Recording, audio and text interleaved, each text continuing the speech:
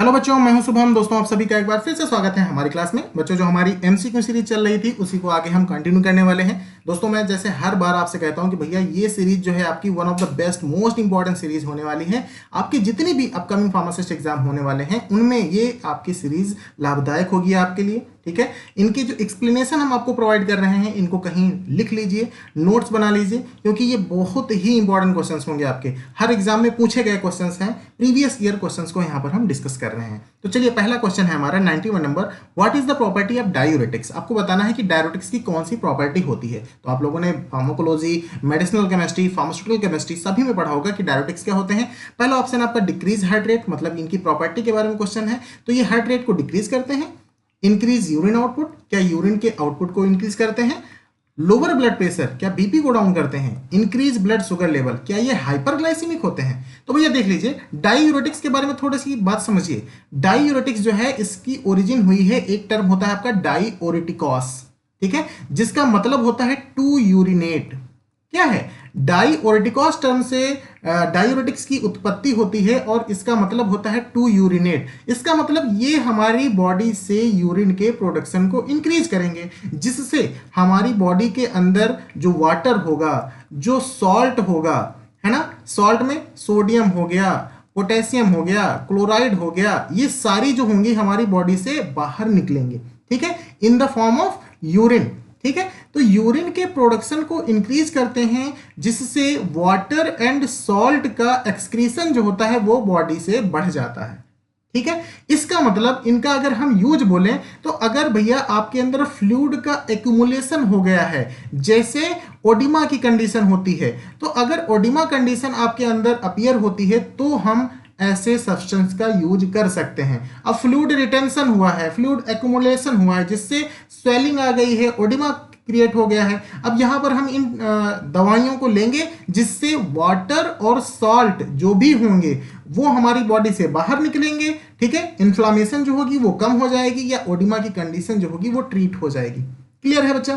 पहला तो ये हो गया। दूसरा कि सपोज आपके अंदर हाइपर वॉल्यूमिक कंडीशन हुई है। क्या हुई है? हाइपर वॉल्यूमिक कंडीशन, हाइपर वॉल्यूमिया हुई है, मतलब कि आपके बॉडी का फ्लूइड जो होता है वो नॉर्मल लेवल से बढ़ गया है। ठीक है, उस कंडीशन में ये जो आपकी वेन है, अब सपोज इसमें नॉर्मल ब्लड आपका जब रन कर रहा था तो बीपी हमारा जो था वो नॉर्मल था।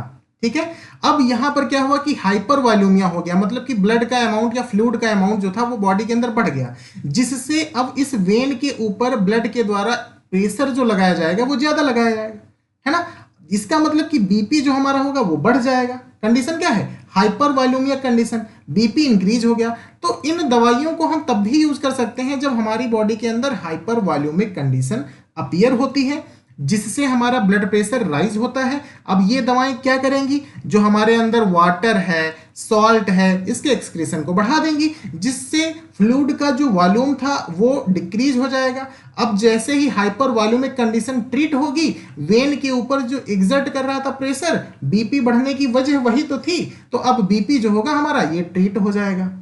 ठीक है, और अगर जैसे हमें किसी ड्रग की क्या करना है, एक्सक्रीशन को बढ़ाना है, ठीक है, तब भी हम इन दवाइयों का यूज कर सकते हैं। अगर वो ड्रग हमारी यूरिन के माध्यम से एक्सक्रीट आउट हो रही है तो हम डायूरेटिक्स जैसे ही देंगे वो यूरिन के साथ दवाई जो होगी निकल जाएगी, एक्सक्रीशन हो जाएगा। ठीक है, तो ये डिफरेंट जो हमारी इनकी प्रॉपर्टीज हैं जिनकी वजह से हम इनको यूज करते हैं। अब ऑप्शंस की तरफ अगर हम देखते हैं कि भैया डायूरेटिक्स किस लिए यूज किए जाते हैं, तो आपने एक शब्द में आंसर दे दिया भैया, इंक्रीज यूरिन आउटपुट, मतलब कि यूरिन के आउटपुट को इंक्रीज करते हैं।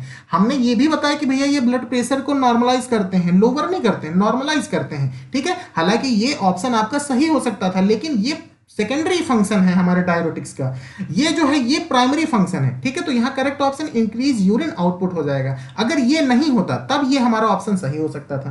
क्लियर है भैया?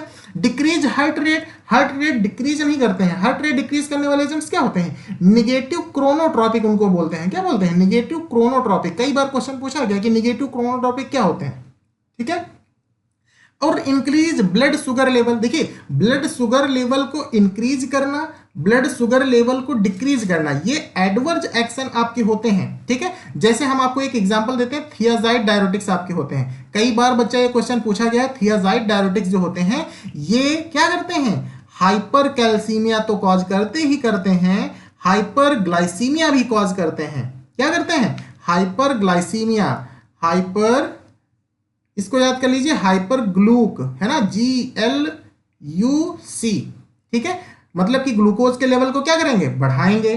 ठीक है, और ये हाइपर लिपिडीमिया, मतलब लिपिड के लेवल को भी इंक्रीज करते हैं। यू मतलब यूरिक एसिड है ना, हाइपर यूरिसीमिया कॉज करते हैं। और सी मतलब कैल्सीमिया, हाइपर कैल्सीमिया कॉज करते हैं। ये थियाजाइड डायरेटिक्स की कहानी है भैया।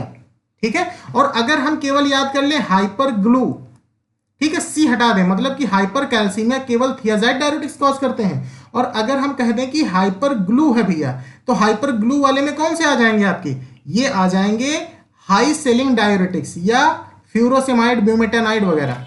ठीक है, समझ जाइए, थियाजाइड डायरेटिक्स के एडवर्स एक्शन में हाइपर ग्लाइसीमिक कंडीशन देखने को मिलती है। तो ये जो इंक्रीज ब्लड शुगर लेवल है, ये थियाजाइड डायरेटिक्स का एडवर्स ड्रग एक्शन है। क्लियर है? मतलब कि अगर किसी की बॉडी के अंदर हमको ब्लड शुगर लेवल इंक्रीज करवाना होगा तो हम डायरेटिक्स का यूज नहीं करेंगे। ये एडीआर है, इसका क्या है? एडवर्स ड्रग रिएक्शन है ना, कि अगर हम किसी को थियाजाइड डायरेटिक्स देंगे तो उसकी बॉडी के अंदर जो ब्लड शुगर लेवल है वो इंक्रीज हो सकता है। इसका मतलब कंट्राइंडिकेशन क्या हो जाएगा कि भैया अगर कोई शुगर का पेशेंट है, मतलब हाइपरग्लाइसेमिक कंडीशन उसके अंदर है, डायबिटीज का पेशेंट है, तो हम थियाजाइड डायरेटिक्स को अवॉइड करेंगे इसके अंदर। क्लियर हो गया? एडवर्स ड्रग रिएक्शन से कई बार डायरेटिक्स के क्वेश्चन पूछे जाते हैं। ठीक है, और जैसे ये एम्स फार्मासिस्ट 2023 का क्वेश्चन है, तो इतने इजी क्वेश्चंस आते नहीं, लेकिन जो कुछ हमने बता दिया यहाँ पर, जैसे हाइपर ग्लूक बताया, इससे हजारों बार क्वेश्चन पूछे गए। हाइपर ग्लू बताया हाई सेलिंग डायरेटिक्स के संदर्भ में, तो ये भैया कई बार क्वेश्चन पूछे गए हैं। ठीक है, चलिए अगला क्वेश्चन है आपका 92 number. Which of the following anti-hypertensive drug is a prodrug? Prodrug क्या होती है ये समझिए पहले, इसके बाद में क्वेश्चन पर चलते हैं। तो प्रोड्रग ऐसी ड्रग्स होती हैं जो कि इनएक्टिव फॉर्म में होती हैं। क्या होती हैं? ये इनएक्टिव फॉर्म में होती हैं, और जब ये हमारी बॉडी के अंदर जाती हैं, मतलब इनको हम एडमिनिस्टर करते हैं, तो ये बॉडी के अंदर जाती हैं, फिर वहां पर प्रोसेस होती है आपकी ADME है ना। तो जो मेटाबॉलिज्म की प्रोसेस होती है उसके थ्रू ये इनएक्टिव से एक्टिव ड्रग कॉन्सेप्ट इनका होता है। एक्टिव ड्रग में ये मेटाबोलाइट बनाती हैं, और फिर ये जाकर हमारी बॉडी के अंदर फिजियोलॉजिकल रेस्पॉन्स जो होता है, जो इफेक्ट होता है, वो प्रोड्यूस करती हैं। समझ में आ गया? प्रोडक्ट क्या है? सिंपली ये इनएक्टिव ड्रग्स होती हैं जो कि मेटाबॉलिज्म की प्रोसेस के थ्रू एक्टिवेट होती हैं, और एक्टिव मेटाबोलाइट जो इनका बनता है वो हमारी बॉडी के अंदर फिजियोलॉजिकल रेस्पॉन्स या किसी भी तरह का इफेक्ट जो होता है वो प्रोड्यूस करता है। सिंपल सी बात है। अब यहां पर पूछ रहा है कि एंटी हाइपरटेंसिव ड्रग में कौन सी यहां पर प्रोड्रग है, तो भैया एम्लोडिपिन प्रोड्रग नहीं है। ठीक है, मतलब कि ये आपका ऑप्शन नहीं होगा। लोसार्टन भी प्रोड्रग नहीं है। लिसिनोप्रिल, अच्छा इनेलाप्रिल, ये प्रोड्रग है आपका। अब देखिए लिसिनोप्रिल भी नहीं है। याद रखिए एस इनहिबिटर से ही 90% क्वेश्चन पूछे जाते हैं कि भैया जो एस इनहिबिटर्स होते हैं इन्हीं में आपका प्रोड्रग का कॉन्सेप्ट ज्यादा आता है। मतलब 90% अगर क्वेश्चन पूछा जाएगा आपसे तो एस इनहिबिटर का होगा। ठीक है, तो देख लीजिए एक ट्रिक याद रखिए, LC जो लिसिनोप्रिल है, क्या है? लिसिनोप्रिल, भैया लिख लीजिए, इसको नोट कर लीजिए, लिसिनोप्रिल और कैप्टोप्रिल, ये दोनों की दोनों ड्रग जो हैं आपकी प्रोड्रग नहीं है। बाकी जितनी भी आपकी एस इनहिबिटर होती हैं ऑल आर द प्रोड्रग। इनेलाप्रिल जो है ये एक्टिवेट होती है, इनेलाप्रिलेट बनाती है। क्या बनाती है? इनेलाप्रिलेट बनाती है। अब आपने यहां पर देखा कि इनेलाप्रिल जो है ये क्या थी? ये प्रोड्रग है, और प्रोड्रग इसकी मेटाबॉलिज्म के बाद में इनेलाप्रिलेट है ना, ये आपका एक्टिव मेटाबोलाइट बनता है जो कि एंटी हाइपरटेंसिव इफेक्ट प्रोड्यूस करता है। दो एक्सेप्शन है, लिसिनोप्रिल, कैप्टोप्रिल, इन दोनों ड्रग को छोड़कर जितनी भी एस इनहिबिटर्स होती हैं वो सारी की सारी प्रोड्रग होती हैं। क्लियर है? आगे बढ़ें। अगला क्वेश्चन है आपका, which of the following drug is enzyme inducer? भैया एंजाइम इंड्यूसर और एंजाइम इनहिबिटर फार्माकोलॉजी में पहले चैप्टर में आपको मिल जाएगा।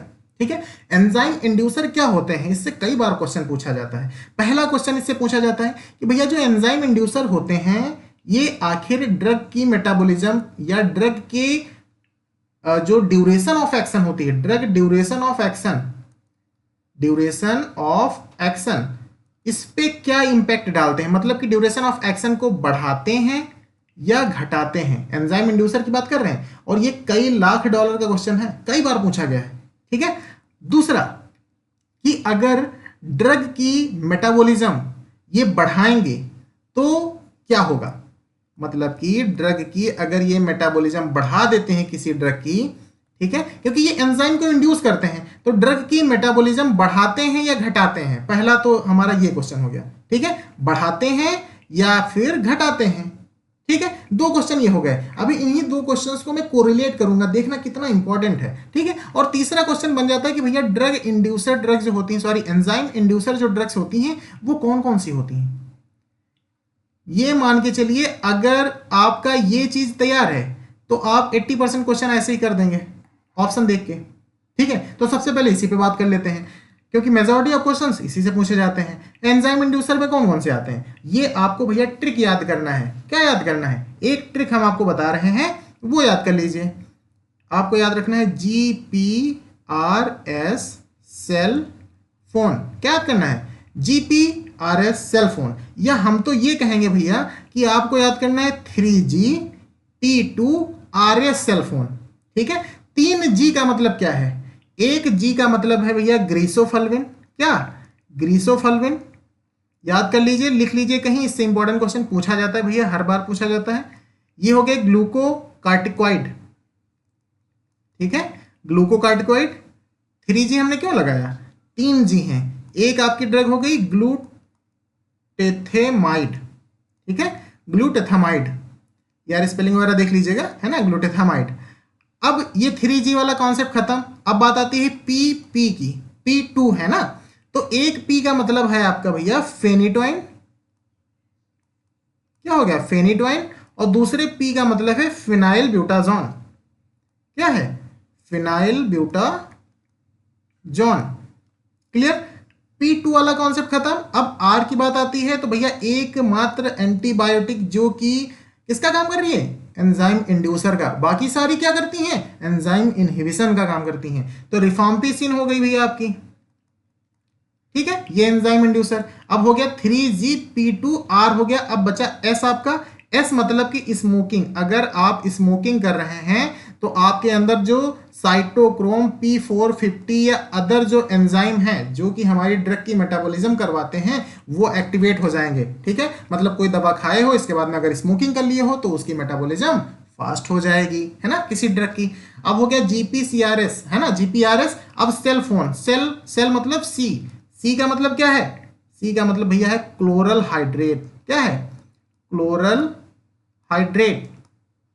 क्लियर है, क्लोरल हाइड्रेट। और दूसरी ड्रग है भैया कार्बामेजेपिन। ठीक है, क्लोरल हाइड्रेट एंड कार्बामेजेपिन। अब आती है बात फोन की। फोन मतलब P मतलब क्या, फिनोबार्बिटोन। ठीक है, फिनोबार्बिटोन। अब ये तो हो गई आपकी एंजाइम इंड्यूसर। कौन कौन सी, ग्रीसोफल्विन, ग्लूकोकार्टिकॉइड, ग्लूटेथामाइड। P से फेनिटोइन, फिनाइल ब्यूटाजोन, और एक तीसरा P है भैया फिनोबार्बिटोन। R से रिफाम्पिसिन, S से स्मोकिंग, क्लोरल हाइड्रेट और कार्बामेजेपिन सेल से हो जाएंगे आपकी। ठीक है, आप समझिए। अगर यहां पर हम क्वेश्चन देखें तो आपका क्वेश्चन तो अब सॉल्व हो जाएगा, है ना। आपसे पूछा गया है कि ड्रग एंजाइम इंड्यूसर कौन सी है, तो सिमेटिडीन नहीं है, फ्लोक्सिटिन नहीं है, कीटोकोनाजोल नहीं है, ये फिनोबार्बिटोन आपका आ गया। देख लीजिए, फोन से फिनोबार्बिटोन, है ना, तो ये क्वेश्चन तो आपका सॉल्व हो गया। ये सिमेटिडीन, फ्लोक्सिटिन, कीटोकोनाजोल ये सब एंजाइम इनहिबिटर हैं। क्या है, एंजाइम इनहिबिटर हैं। ठीक है, जबकि ये एंजाइम इंड्यूसर है।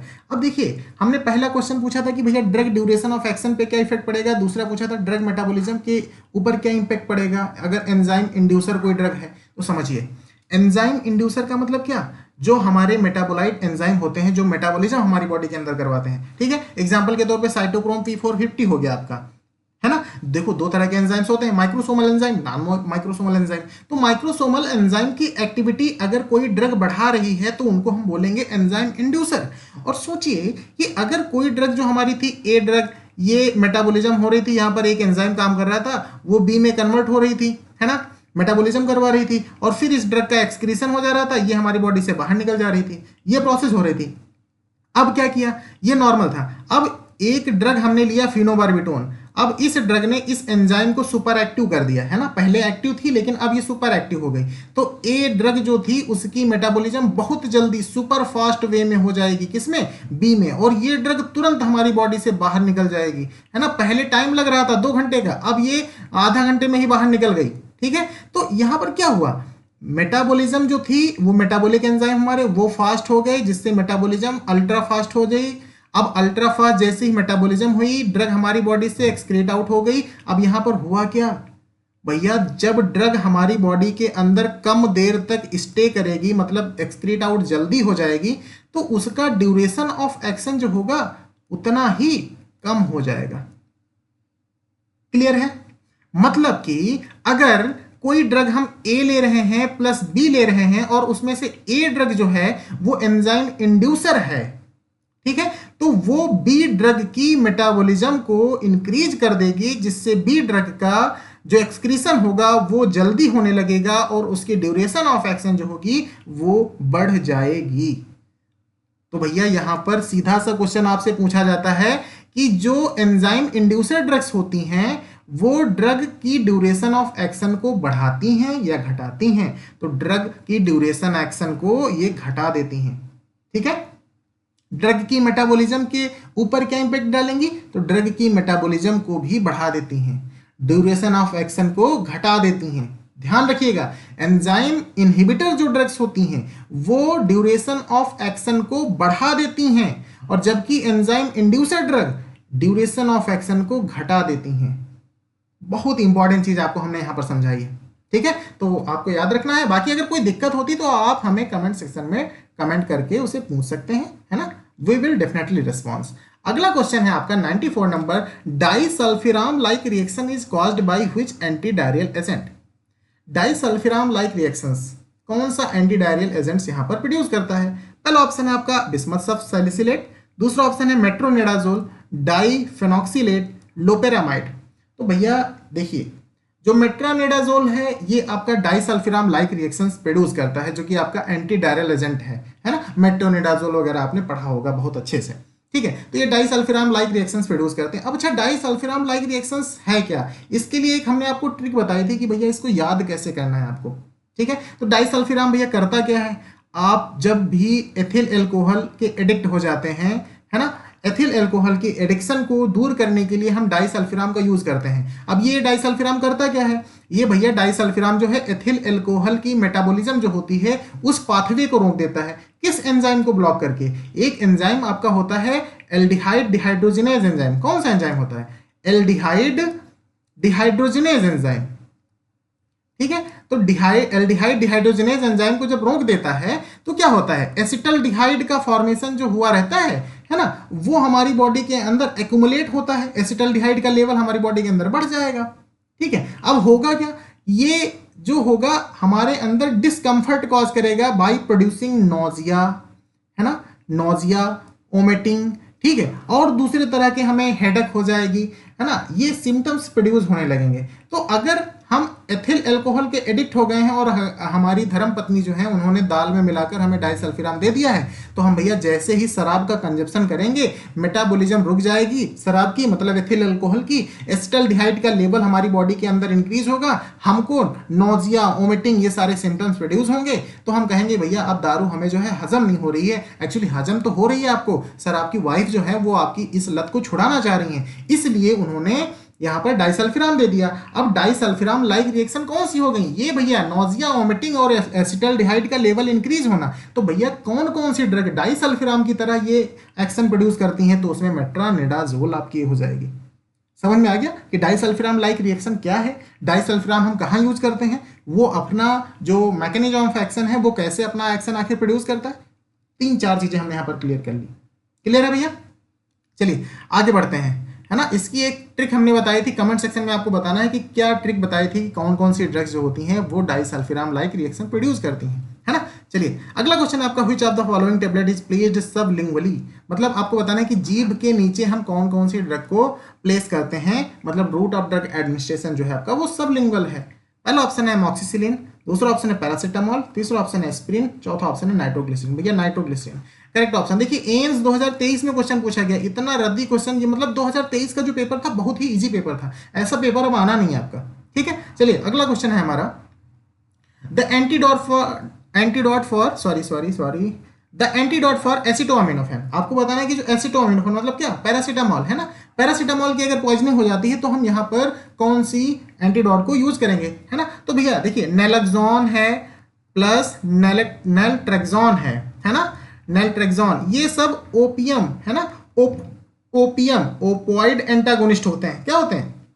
Opioid antagonist. मतलब कि अगर मॉर्फिन है, कोडीन है, इन सब की अगर पॉइजनिंग हो जाएगी तो कौन सा लेंगे? नेलेक्सोन, नेल्ट्रेक्सोन। ठीक है। एट्रोपिन कहां पर हम यूज करते हैं भैया? एट्रोपिन हम यूज करेंगे किस केस में? अगर आपको ऑर्गेनोफॉस्फेट की पॉइजनिंग हो जाएगी तो हम किसको यूज करेंगे? एट्रोपिन को यूज करेंगे। एन एसिटाइलसिस्टीन भैया ये एसिटोमिनोफिन की पॉइजनिंग में यूज किया जाता है। एक्टिवेटेड चारकोल क्या है? यूनिवर्सल एंटीडोट है साहब। क्या है? यूनिवर्सल एंटीडोट है। मतलब कि अगर किसी भी चीज की पॉइजनिंग हो जाती है तो एक्टिवेटेड चारकोल आंख में, अगर आपको नहीं पता है कि भैया क्या होना है। ठीक है। चलिए अगला क्वेश्चन है आपका, the drug most widely used as anti inflammatory and pain killers. आपको बताना है कि कौन सी ड्रग को हम एंटी इन्फ्लामेटरी ड्रग के रूप में यूज करते हैं और वो ड्रग जो है पेन किलर भी होती है। तो पहले है भैया ऑप्शन आपका ओपोइड, मतलब मॉर्फिन वगैरह दे देते हैं। अरे भैया जब बहुत ज्यादा पेन होती है तब हम ओपोइड देते हैं, लेकिन यहां पर पेन के लिए तो दिया है भाई, ये हो जाएगी पेन के लिए, लेकिन एंटी इन्फ्लामेटरी एक्शन ओपोइड के अंदर नहीं होती है ना। तो दूसरा है आपका एंटीपायरेटिक, भैया फीवर को डाउन करने वाला या फीवर को नॉर्मलाइज करने वाला, यहाँ पे आपसे ड्रग नहीं पूछा गया। एंटी इन्फ्लामेटरी मतलब कि जो सूजन को कम करे और दर्द को भी कम करे, तो ये भी नहीं होगा आपका। ठीक है। एंटीबायोटिक्स, एंटीबायोटिक्स तो बैक्टीरिया को मारती हैं या बैक्टीरिया की ग्रोथ को रोकती हैं, ये भी नहीं होगा आपका। एनासिड्स, इनका फुल फॉर्म ही होता है नॉन स्टेरॉयडल, क्या होता है? Non steroidal anti inflammatory drugs. ठीक है। तो भैया non steroidal anti inflammatory drugs जो होती हैं, ये ड्रग्स आपकी एंटी इन्फ्लामेटरी एक्शन प्रोड्यूस करती हैं, पेन को भी रोकती हैं, और ये अपना एक और एक्शन प्रोड्यूस करती हैं एंटीपायरेटिक। ठीक है। तो यहां पर ये क्या हो गया आपका? एंटीपायरेटिक एक्शन एनासिड देगी। क्या करेंगी? एनासिड्स में कौन आएगा यार? एस्पिरिन है ना, पैरासीटामोल, पीसीएम है ना, एसिटोमिनोफेन जो पढ़ा अभी, वही कैसे अपना एक्शन प्रोड्यूस करती हैं यार? ये साइक्लोऑक्सीजनेज एंजाइम जो होता है उसको बाइंड करती हैं, ब्लॉक करती हैं, जिससे ये एंटी इन्फ्लामेटरी एक्शन देती हैं। पेन के सेंसेशन, सॉरी पेन के सेंसेशन नहीं, कॉक्स के एंजाइम को जब ये बाइंड करती हैं तो जो हमारी इन्फ्लामेटरी और पेन प्रोड्यूसिंग सब्सटेंस होते हैं उनके फॉर्मेशन को बंद कर देती हैं, जिससे पेन जो होती है वो हमें नहीं होती है। ठीक है। और एंटीपायरेटिक एक्शन भी रखते हैं ये। तो एनासिड्स हमारी होती हैं नॉन स्टेरॉयडल एंटी इन्फ्लामेटरी, नाम में है इनकी एंटी इन्फ्लामेटरी। ठीक है। चलिए आगे बढ़ते हैं आपके। अच्छा एक चीज यहां पर और समझ लीजिए, ओपोइड जो होते हैं भैया ये 3 रिसेप्टर होते हैं इसके, है ना। एक होता है म्यू, एक होता है डेल्टा, एक होता है कप्पा। कई बार पूछा गया है कि ओपोइड रिसेप्टर कौन सा है इनमें से, तो म्यू, डेल्टा, कप्पा, ये 3 रिसेप्टर्स होते हैं। ठीक है। अगला क्वेश्चन आपका, high transaminase is related to which disease. आपको बताना है कि अगर आपकी बॉडी के अंदर ट्रांस एमिनेज की अधिकता हो गई है तो कौन सी डिजीज को इंडिकेट कर रहा है? पहला ऑप्शन आपका डायबिटीज, दूसरा ऑप्शन हेपेटाइटिस, तीसरा ऑप्शन हाइपरटेंशन, चौथा ऑप्शन है अस्थमा। तो भैया समझ लीजिए हेपेटाइटिस। ठीक है। हेपेटाइटिस जो ट्रांस एमिनेज, एक होता है आपका एलेनिन, एक होता है एस्पार्टेट, है ना। इन दोनों का लेवल आपके हेपेटाइटिस मतलब कि लीवर फेलियर को डायग्नोस करता है। मतलब अगर ये ट्रांसएमिनेज की आपके अंदर अधिकता पाई जा रही है तो भैया हेपेटाइटिस हो सकती है आपको, मतलब कि आपका लीवर जो है उसकी फंक्शनिंग सही नहीं है या लीवर फेल हो चुका है। ठीक है भैया। डायबिटीज क्या होता है? डायबिटीज मतलब इंसुलिन की कमी वगैरह अगर हो जाती है, पैनक्रियाज आपका सही से काम नहीं कर रहा है, तब आपके अंदर क्या होगा? डायबिटीज हो जाएगी। डायबिटीज देखिए यहां पर एक होती है, एक होता है भैया T2DM, है ना, टाइप 2 डायबिटीज मिलेटस, एक होता है डायबिटीज इंसिपिटस। तो भैया डायबिटीज ये जो मिलेटस वाला है ये इंसुलिन से रिलेटेड है।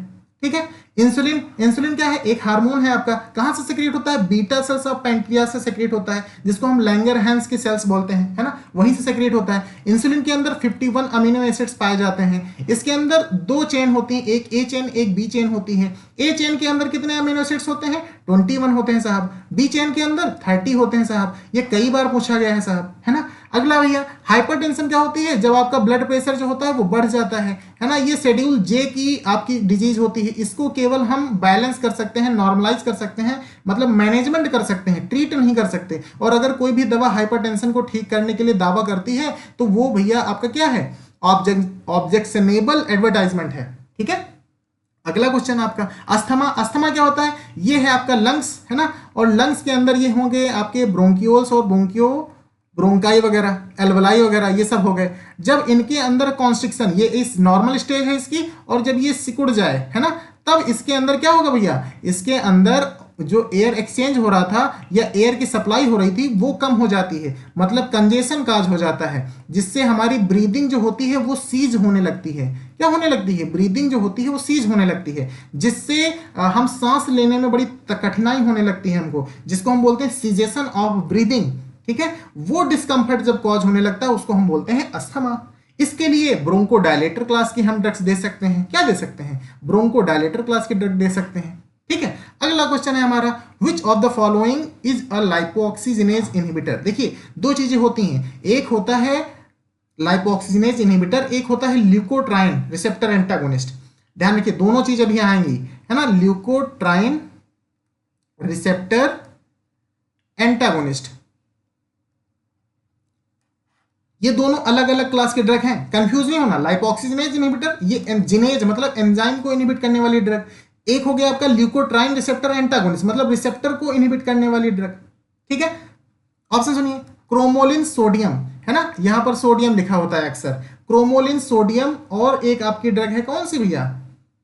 क्रोमोलिन सोडियम हो गई, और एक होती है ड्रग आपकी कीटोटिफेन। क्या होती है? कीटोटिफेन। तो कीटोटिफेन और क्रोमोलिन सोडियम ये जो होती हैं ड्रग आपकी, ये होती हैं मास्ट सेल स्टेबलाइजर। अभी हमने बात किया था अस्थमा के ड्रग्स का, तो ये क्रोमोलिन सोडियम और कीटोटिफेन ये दोनों मास्ट सेल स्टेबलाइजर हैं, मतलब मास्ट सेल के इसको स्टेबलाइज करती हैं, जिससे जो उनके अंदर हमारा हिस्टामिन होता है वो रिलीज नहीं हो पाता है, और हिस्टामिन तो ही एलर्जी की वजह है, जड़ है, तो हिस्टामिन रिलीज नहीं होगा, हमारी मास्ट सेल को स्टेबलाइज कर दिया गया है। किसके द्वारा? क्रोमोलिन सोडियम के द्वारा और कीटोटिफिन के द्वारा। अब जब हिस्टामिन भैया सेल से रिलीज नहीं हो रहा है तो अंदर ये पैक रहेगा तो एलर्जी नहीं होगी, अस्थमा नहीं होगा। ठीक है, मॉन्टेल्यूकास्ट, भैया देखो मॉन्टेल्यूकास्ट है, एक ड्रग आपकी होती है जाफिरलूकास्ट। ठीक है, मतलब ल्यूकास्ट वाले भाई साहब, तो ये जितने भी ल्यूकास्ट वाले हैं ये क्या होते हैं? ल्यूकोट्राइन रिसेप्टर एंटागोनिस्ट होते हैं। क्या होते हैं? बाई इनहिबिटिंग, ये अपना एक्शन कैसे प्रोड्यूस करेंगे? ल्यूकोट्राइन जो रिसेप्टर होता है उसी को ये ब्लॉक कर देंगे।